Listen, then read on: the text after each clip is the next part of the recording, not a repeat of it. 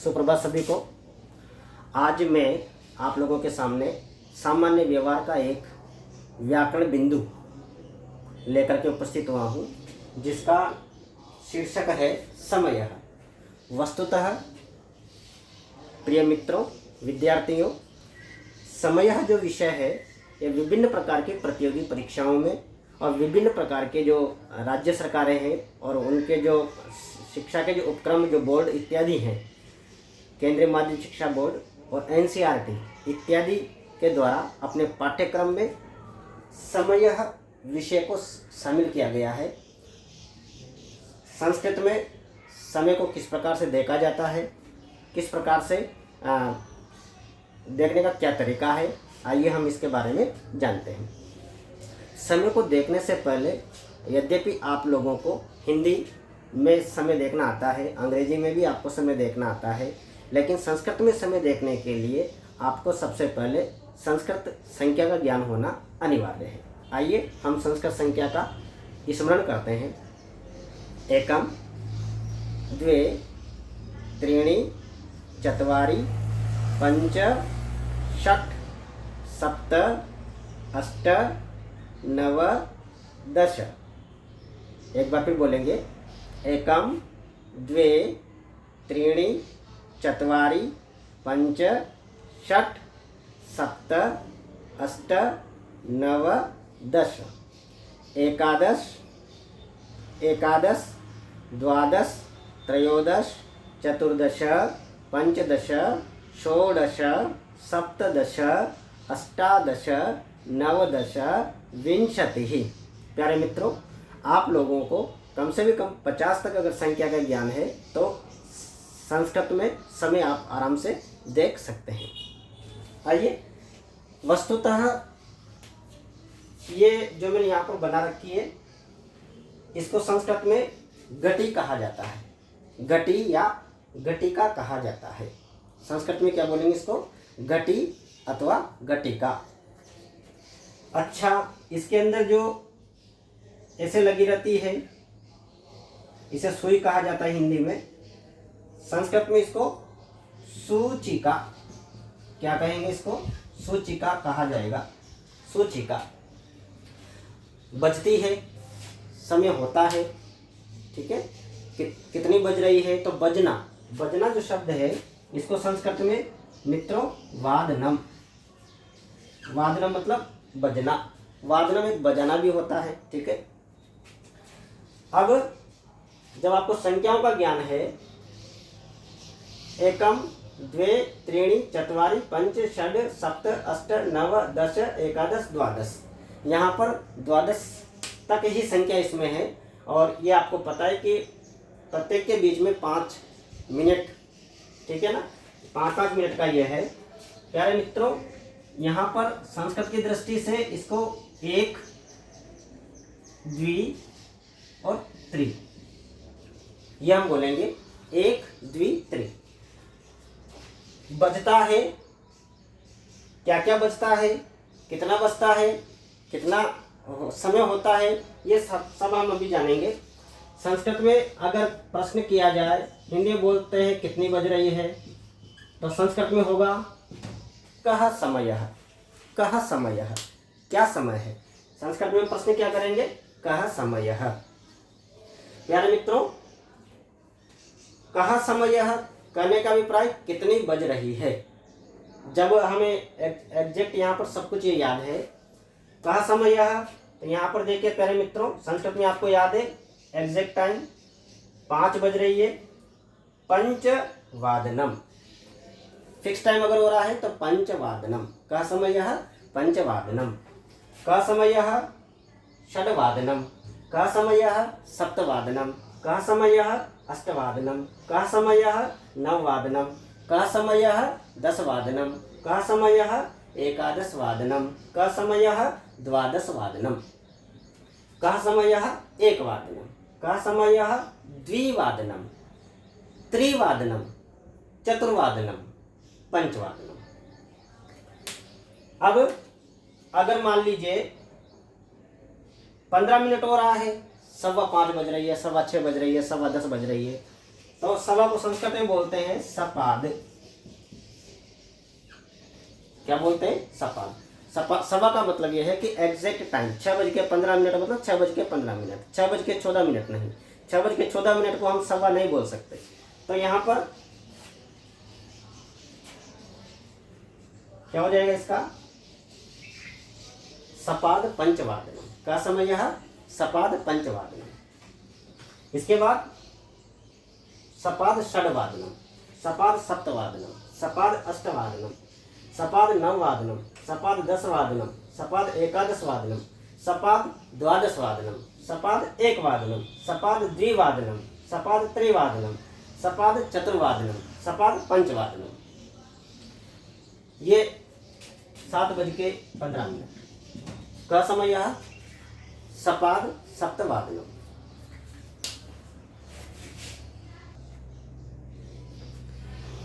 तो यहाँ पर 7:15 बज रही है, सपाद 7:15 बज रही है। सपाद पंचवादनम, सपाद षड्वादनम, सपाद सप्तवादनम, सपाद अष्टवादनम, 5:15।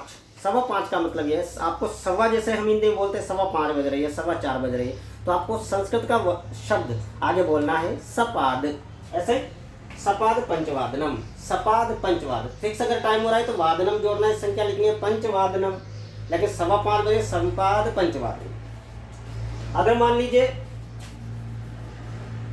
साड़ा, जैसे हम साड़ा बोलते हैं प्यारे बच्चों, प्यारे मित्रों, साड़ा जिसे हम बोलते हैं 5:30, तो 5:30 सार्ध पंचवादनम का समय यह सार्ध पंचवादनम, सार्ध षड्वादनम, सार्ध सप्तवादनम, सार्ध अष्टवादनम, सार्ध नववादनम, सार्ध दशवादनम, सार्ध एकादशवादनम, सार्ध द्वादशवादनम, सार्ध एकवादनम, सार्ध द्विवादनम, सार्ध त्रिवादनम, सार्ध चतुर्वादनम। सार्ध 9:30। संस्कृत में क्या बोलेंगे? सार्ध नववादनम, सार्ध नववादनम। प्यारे मित्रों, 9:29 को हम सार्ध नववादनम नहीं बोलेंगे। अधिक के लिए अगर अधिक मिनट हो जाते हैं तो उसके लिए अलग व्यवस्था है, और कम होते हैं तो उसके लिए अलग व्यवस्था है, वो हम बाद में चर्चा करेंगे। इसमें मिनट जो होता है, उस मिनट को संस्कृत में निमेषः,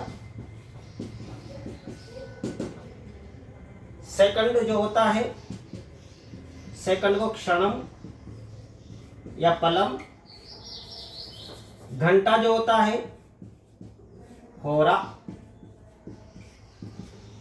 पंच होरा 5 घंटे, पंच निमेषाः 5 मिनट, पंच क्षणाः 5 क्षणम। ठीक है, क्षम्यताम, क्षमा करें, क्षण होता है, क्षणः पंच क्षणाः। ठीक है, तो पंचहोराः, षड्होराः, सप्तहोराः, सुरेशः सप्तहोराः पठति। तो सवा का हो गया, साढ़े का हो गया। ठीक है, पौने हो, पौने का मतलब 6:45 हो, तो यहाँ पर इसको हम हिंदी में बोलेंगे पादोन सप्त, हिंदी में बोलेंगे 6:45। ऐसे मित्रों, संस्कृत में पादोन सप्तवादनम का समय यह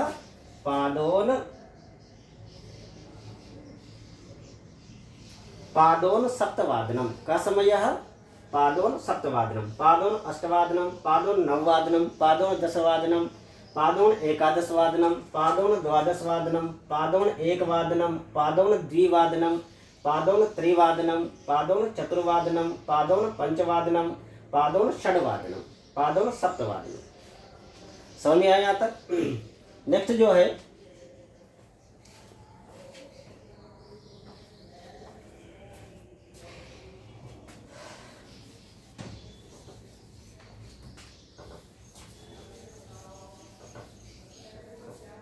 अब नेक्स्ट प्रक्रिया यह है कि परीक्षाओं में, कुछ परीक्षाओं में केवल सवा, साढ़े और पौना यही निर्धारित किया गया है। अधिक समय और कम समय को वहाँ पर निर्धारित नहीं किया गया है, फिर भी हम उसको पढ़ेंगे। देखिए, यदि मान लीजिए 7:01 हो रहा है, अगर हमारे 7:01 हो रहा है तो हम इसको कैसे संस्कृत में बोलेंगे? और तो हम बोलते हैं 7 बज रहे, लेकिन लिखने में अगर हम लिखना चाहेंगे तो हम 7 बजे नहीं लिख सकते, सप्तवादनम हम लिख नहीं सकते। तो अधिक और न्यून, ज़्यादा है तो अधिक शब्द जोड़ेंगे, अगर कम है तो न्यूनम या फिर ऊनम, ये दोनों हम जोड़ देंगे। यहाँ पर 1 मिनट ज़्यादा हो रहा है, संख्या आपको याद है, तो यहाँ पर एक अधिक, चाहो तो आप संधि कर लीजिए, 1 अधिक सप्तवादनम, 1 अधिक सप्तवादनम। 7 बज के मान लीजिए 20 मिनट हो रहे हैं, 7 बज के 20 मिनट, तो विंशति अधिक सप्तवादनम, अधिक जोड़ देंगे, सप्तवादनम। 29 तक भी अधिक आएगा, ठीक है, 29, 14 तक अधिक, फिर 29 तक अधिक, 15 होते सवा हो जाएगा, 30 होते साढ़े हो जाएगा, 45 मतलब 44 तक, 7 बज के मान लीजिए 44 मिनट है। अब 7 बज के 44 मिनट है, तो इसको क्या बोलेंगे हम, इसको बोलेंगे चतुश्चत्वारिंशत्,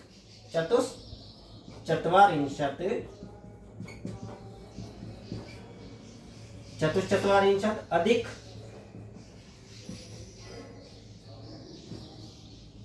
सप्तवादनम, चतुश्चत्वारिंशत् अधिक सप्तवादनम। मान लीजिए 8 बज के 48 मिनट हो रहे हैं। अब यहाँ पर अष्टचत्वारिंशत् अधिक तो हम बोल नहीं सकते, क्यों? क्योंकि प्यारे मित्रों, ये हमारा एक घड़ी, हमारी जो घड़ी है, इस घड़ी में 4 पाद है। ये प्रथम पाद है, ये द्वितीय पाद है, ये तृतीय पाद है, चतुर्थ पाद है। प्रत्येक पाद 15 मिनट का है, प्रत्येक पाद 15 मिनट का है। ये प्रथम पाद 15 मिनट का, दूसरा पाद 30 मिनट का, तीसरा पाद जो है 45 मिनट का है। ये पूरा है, मतलब ये 1 किलो सब्जी में 250 ग्राम, 250 ग्राम का एक पाद, ठीक है, पावगर, जिसे हम पावगर कहते हैं। ऐसे ही तो यहाँ पर एक पाद, अब पाद, अगर पाद ही न्यून है, मान लीजिए पाद ओन, जिसे हम पौने को कहा था पौना, 9 बज के 45 मिनट हमने बोला था कि पाद ऊन का मतलब, एक पाद ऊन का मतलब कम है। अब एक पाद कितने मिनट का है? 15 मिनट का, इसलिए पौने 9, पौने 10, पाद ऊन 10 वादनम, इसलिए वहां पर पादोन कहा गया है। लेकिन अब यहाँ पर पाद तो नहीं है, पाद कम तो नहीं है, इसलिए यहाँ पर क्या होगा, कितने कम है अगले समय में? 9 बजने में कितने मिनट कम है? 12, ठीक है ना। तो 12। अब आप ओनम शब्द जोड़ सकते हैं। अगर ओनम शब्द जोड़ेंगे तो आपको संधि कार्य करना होगा। न्यूनम जोड़ेंगे तो न्यून जोड़ दीजिए। 12 न्यूनम कति वादने? 9 वादने, 9 वादनम। 12 न्यूनम 9 वादनम, ठीक है मित्रों। पादोन का मतलब समझ में आया?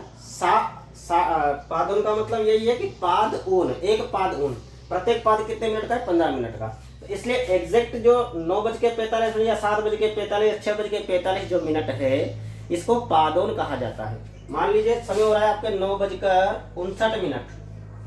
बोलने में 10 बजने बोल देंगे, लेकिन लिखने में नहीं बोल सकते। तो एक न्यूनम या एक न्यूनम 10 वादनम। समझे मित्रों?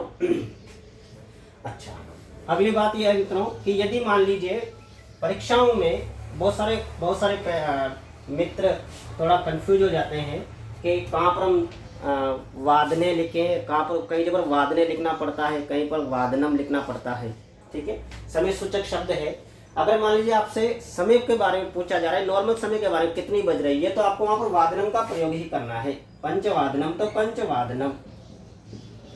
पंचवादनम। लेकिन अगर मान लीजिए आपको किसी सेंटेंस या वाक्य में इसका प्रयोग करना है, तब वहाँ पर सप्तमी विभक्ति का प्रयोग इसमें किया जाएगा, वादने। राम कितने बजे सोता है? पंचवादने, है ना। रामः वादने शेते, तो यहाँ पर 5 है, इसको भर देंगे हम पंचवाद। यहाँ पर वादने शब्द इसलिए वादने जो शब्द है अधिकरणे सप्तमी, ठीक है। तो पंचवादने अगर नॉर्मल रूप से, सामान्य रूप से अगर वाक्य में प्रयोग अगर करना है तब तो सप्तमी विभक्ति का प्रयोग वादने के रूप में होगा, और अगर सामान्य रूप से अगर प्रश्न किया है समय के बारे में आपको केवल लिखना है तब वहां पर वादनम का प्रयोग किया जाएगा। समझ में आया यहाँ तक? कहाँ पर वादने होगा? वाक्य में। वाक्य में जब हम इसका प्रयोग करें, अहम पंचवादने उत्तिष्ठामि, भारती 10 वादने भोजनम करोति, सह सप्तवादने अल्पाहारम करोति, इदानीं पंचवादनम अस्ति, इदानीं 10 वादनम अस्ति, इदानीं 8:30 वादनम अस्ति। अगर वाक्य में प्रयोग कर रहे हैं तो वादने, और केवल समय बता रहे हैं तो केवल वादनम। वादनम और वादने में आपको ये अंतर जानना है। आइए अब हम कुछ जो है मैंने यहाँ पर समय लिखा है, इनका हम अभ्यास कर लेते हैं। का समय सार्ध का समय सपाद षड्वादनम। वादने नहीं आएगा, क्यों? क्योंकि हम केवल सामान्य रूप से हम यहाँ पर समय बता रहे हैं। सपाद षड्वादनम, ये क्या है? कितना समय है? सार्ध सप्तवादनम। का समय अष्टवादनम। का समय सार्ध नववादनम। का समय पादोन 1 वादनम। का समय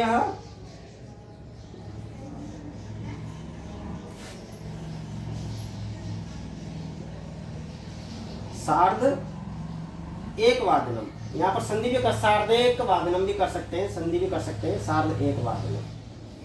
यहाँ पर पादोन चतुर्वादनम,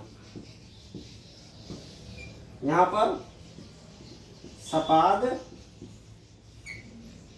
चतुर्वादनम। प्यारे मित्रों, पौने में आपको कंफ्यूज नहीं होना है। बहुत सारे क्या करते हैं कि जैसे पौने 4 पौने 3 का टाइम है, उसको लिखने में क्या करते हैं, जैसे आप यहाँ 3:45 हो रहा है तो इसका जो वास्तविक समय है पादोन चतुर्वादनम है, लेकिन लिखते वक्त बहुत सारे पादोन त्रिवादन, पादोन पौने 3 नहीं है, पौने 4 है। ठीक है, ऐसे हम बहुत सारे अभ्यास हम कर सकते हैं। सेंटेंस है गणेशः भोजनम करोति, यहाँ पर है 6। अब आपको क्या बनना है इस समय, तो क्या बनेंगे? वाक्य में प्रयोग कर रहे हैं, 6 बजे भोजन कर रहा है वो, तो यहाँ पर वाक्य में प्रयोग करना है, तो यहाँ आ जाएगा षड्वादने। दूसरा सेंटेंस है अंजलि प्रातः राशम करोति,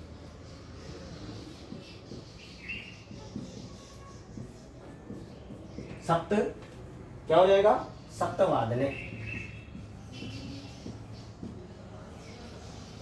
ऐसे ही अगला है 8:16।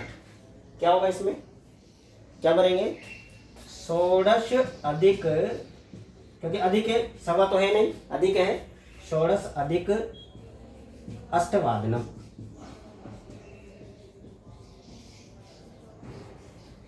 9:52। कितना हो रहा है? अष्टन्यूनम 10 वादने या 10 वादनम।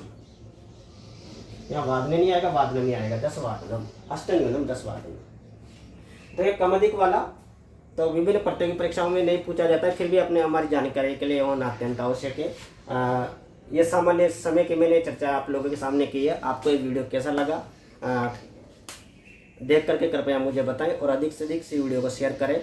और मैं निश्चित रूप से अगले बार नए टॉपिक के साथ उपस्थित होऊंगा। तब तक के लिए बहुत बहुत धन्यवाद।